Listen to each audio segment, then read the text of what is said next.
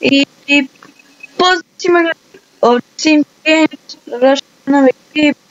Danas ću vam pokazati kako stavite facecam na svoj video sa bandicamom, mislim kako staviti facecam sa bandicamom i kako staviti bez bandicama. I hajde da krenemo.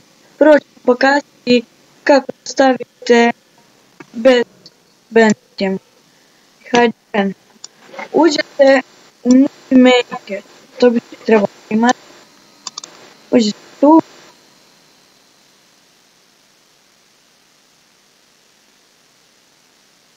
Evo ga.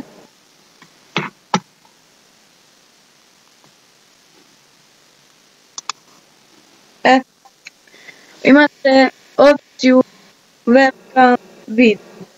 Kliknite tu. Yes. Video. Tako kliknete i to ćete dobro snimati i onda ćete imati video. Samo držite toga snimanja. Ili postavite dobro kameru, a sa bandicamom vraćate se kad bude bandicam. Evo ljudi, ušli smo u bandicam, sada ću vam pokazati kako da stavite facecam na bandicam. Hajde krenemo. Uđete se na opciju video.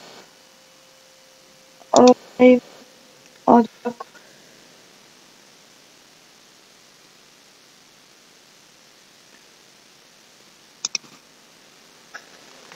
Samo da se ja prisjetim. Dodaj prekrivač na izgledu poboljšanja. Idete web kamera, gore dodaj prekrivač kamere video. Tu gledate i on real, pa će biti facecam.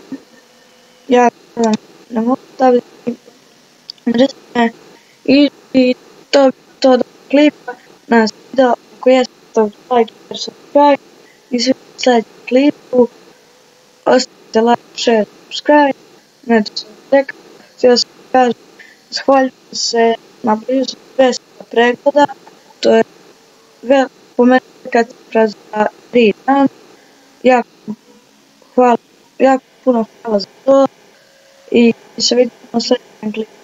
Pozdrav!